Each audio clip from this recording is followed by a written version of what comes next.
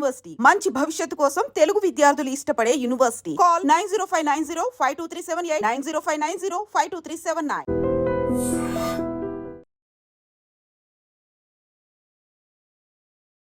అందరికీ నమస్కారం. Welcome back to IT media. నేను మీ ఝాన్సీ.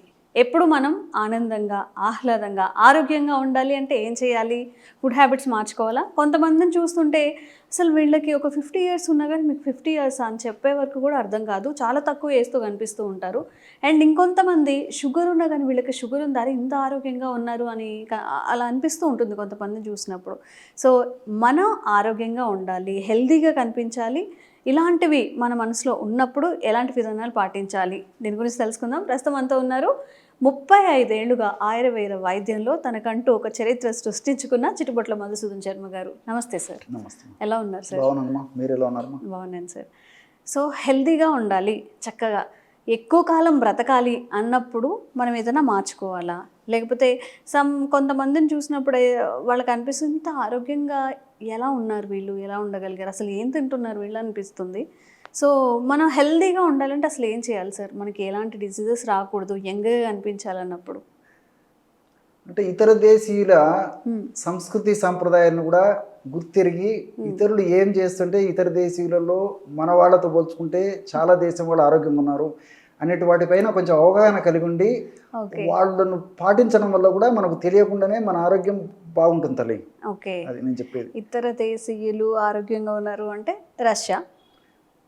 మరి ఇంకోటి చెప్పనమ్మా, ఇంకా సన్నగా ఉండేది ఎవరు అంటే కొరియన్స్ వాళ్ళ స్కిన్ గ్లో అంటారు, ఏదైనా కంపేర్ చేస్తూ ఉంటారు కదా. కొంతవరకమ్మా జపాన్.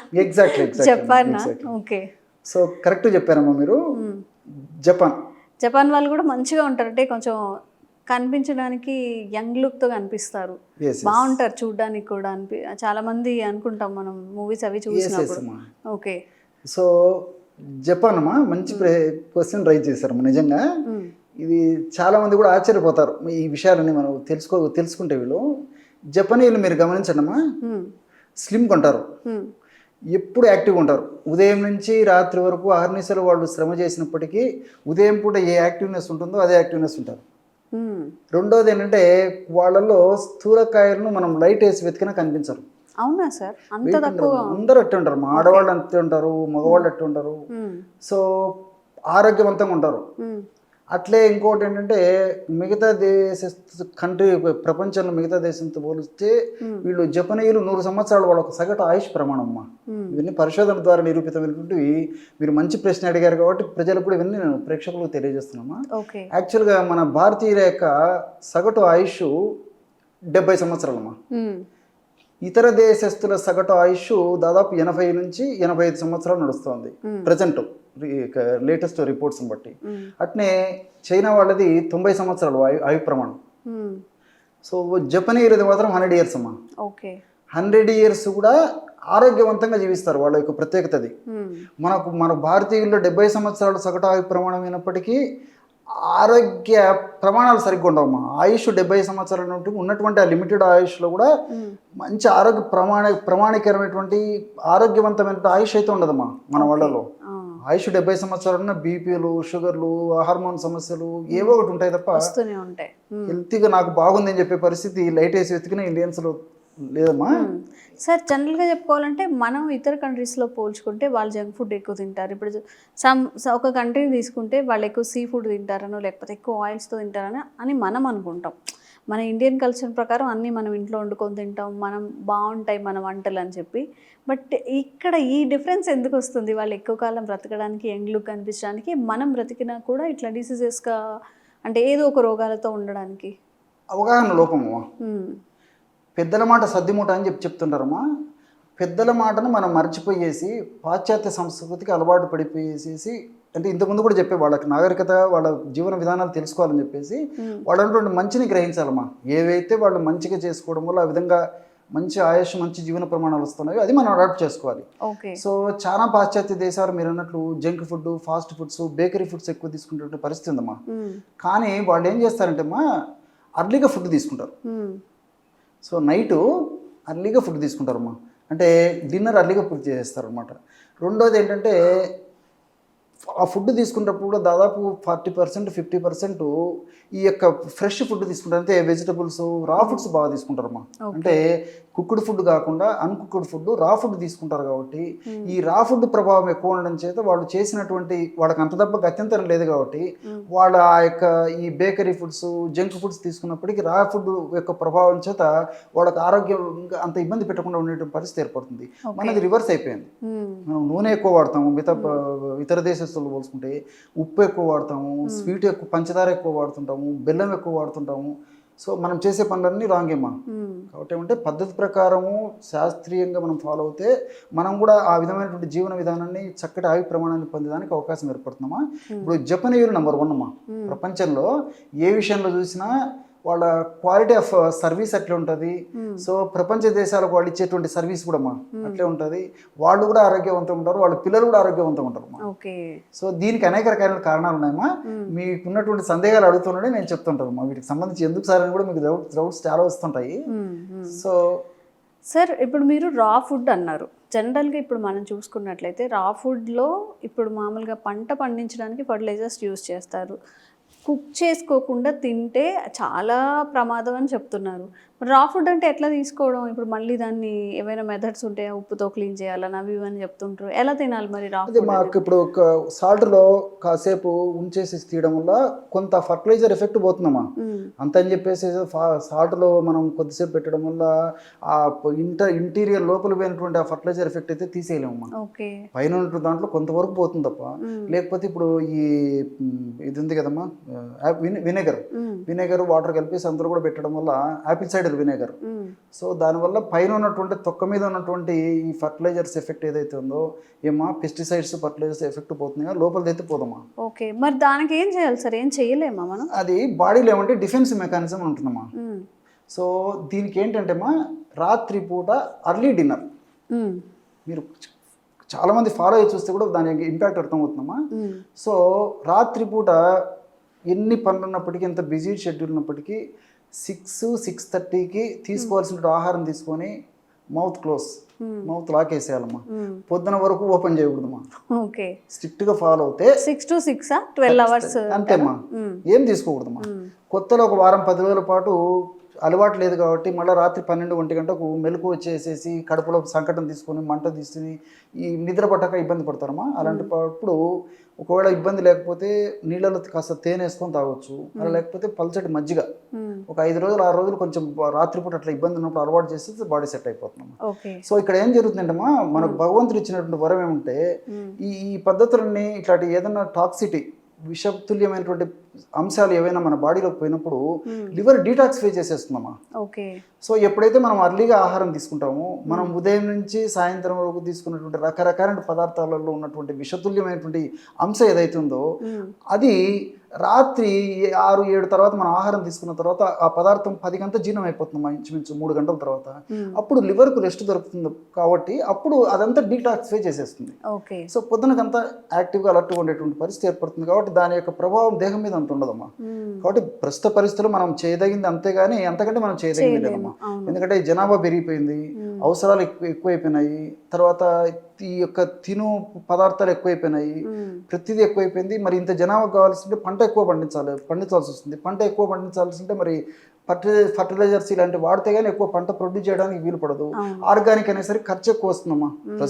ప్రజెంట్ ఉన్నటువంటి స్టేజ్లో అందరికీ సామాన్య మానవునికి అందుబాటులో ఉన్నటువంటి పరిస్థితి ఏర్పడుతుంది.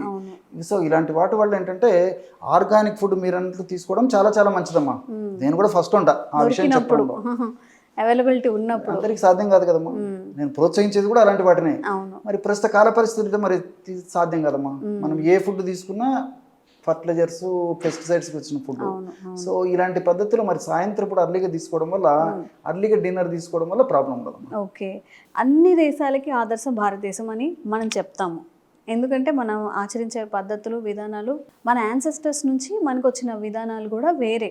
కంపేర్ చేస్తే ఇప్పుడు చూసుకుంటే మనమే అప్పట్లో ముందున్నామని చెప్పుకుంటారు. ఎక్కడ మనం మిస్లీడ్ అయ్యామంటారు?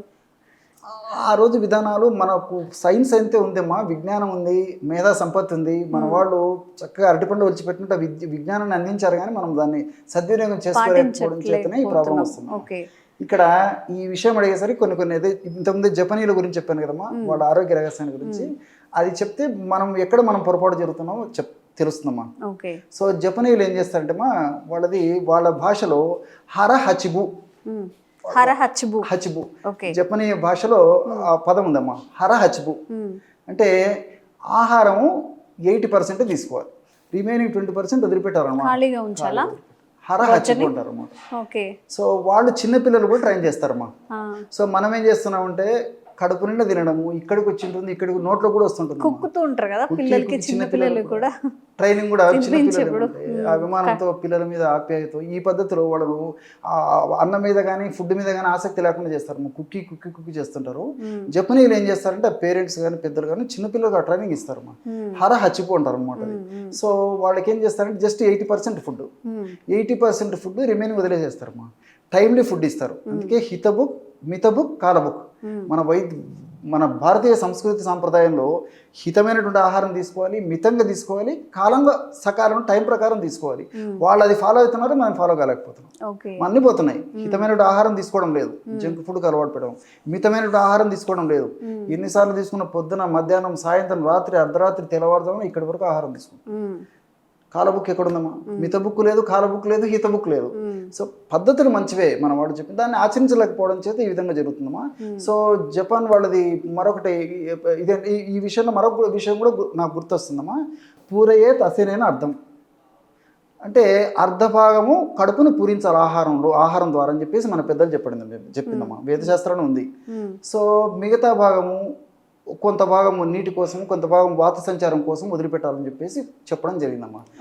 సో దీన్ని మనం ఫాలో కాకపోవడం చేతనే మరి మనకు ఆయుష్ కూడా అక్కడికక్కడికి ఉండేటువంటి పరిస్థితి ఏర్పడుతుంది. అంటే సగం ఫుడ్ ఉండాలి, ఒక 25% ఏమో వాటర్ ఉండాలి, మిగతాది ఖాళీ 25% ఖాళీగా ఉండాలి, అప్రాక్సిమేట్గా అట్లా ఉండాలమ్మా. కానీ మనం డైలీ తినేదేమో మొత్తం ఫుడ్డే తీసేసుకుంటాము, తర్వాత కొంచెం వాటర్ తాగుతాం, ఇంకంతే, ఖాళీ అనేది ఉండదు. దీనివల్ల కూడా వన్ ఆఫ్ ది రీజన్ ఇబ్బంది కలుగుతుంది. సో వాళ్ళు ఇంకోటి కూడా ఏం చేస్తారంటే ఫ్రెష్ ఫుడ్ తీసుకుంటారు. తీసుకునేటువంటి ఆహారంలో కూడా దాదాపు 50% వెజిటబుల్స్ అమ్మా, రా వెజిటబుల్స్, అనుకుక్కుడు ఫుడ్ తీసుకుంటారు అనమాట. సో ఇంకోటి ఏంటంటే ఫుడ్ తీసుకునేటప్పుడు కూడా మన వాళ్ళు పెద్ద పెద్ద ప్లేట్లలో పెట్టుకొని తినేటువంటి అలవాటు వాళ్ళు చిన్న ప్లేట్స్, మీరు కొన్ని వీడియోస్ కూడా చూడండి. సో చిన్న ప్లేట్స్, చిన్న బౌల్స్, చిన్న పిల్లలు అంతే, పెద్దోళ్ళు అంతే. సో చిన్న ప్లేట్లు ఉన్నప్పుడు ఏమంటే ఆహారం కొద్దిగా తీసుకుంటాం, ఎక్కువ కనిపిస్తుంది ప్లేట్లో, సెటైటీ సెంటర్ అని ఉంటుంది, అది సాటిస్ఫై అయిపోతుంది.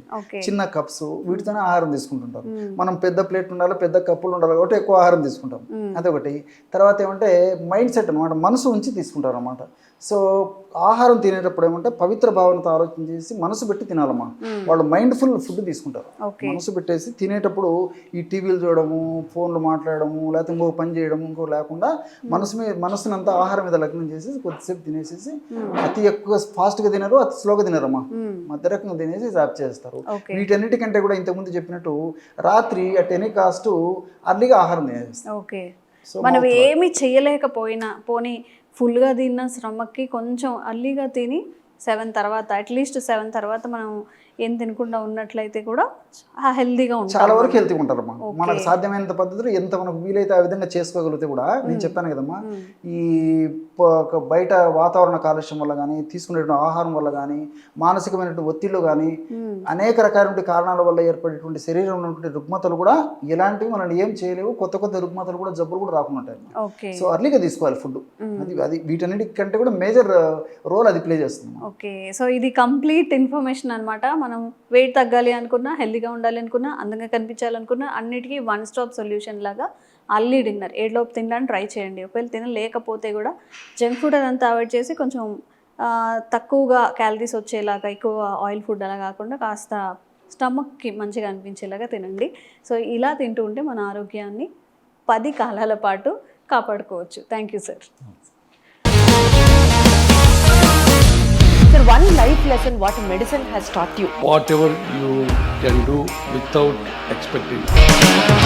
బట్ ఐ రియలీ బిలీవ్ మన పాజిటివ్ యాటిట్యూడ్ ఉంటేనే మనం ఏదైనా సాధించగలం. గట్ని మనం కరెక్ట్గా డీల్ చేసినట్లయితే అది మనకి పాజిటివ్ హార్మోన్స్ని రిలీజ్ చేస్తుంది. షుగర్ వచ్చిన వాళ్ళ పరిస్థితి ఏంటి? పొట్ట దగ్గర పెరిగితే దాన్ని ఆండ్రాయిడ్ అంటారు, ఆండ్రాయిడ్ ఫోన్ కదా. అసలు థాట్స్ ఎందుకు వస్తాయి? బ్రెయిన్ డెడ్ అంటే దానికి ప్రపంచం అంతా కూడా కొన్ని నిర్దిష్టమైనటువంటి లక్షణాలు ఉన్నాయి. మానసికంగా ధైర్యంగా ఉంటే క్యాన్సర్ జయించవచ్చు. You are a doctor for a cause sir, అంతే. వాళ్ళకి వచ్చిన ఆదాయం కాకుండా ఫ్రీ సర్వీస్ ఎంతమందికో చేస్తారు.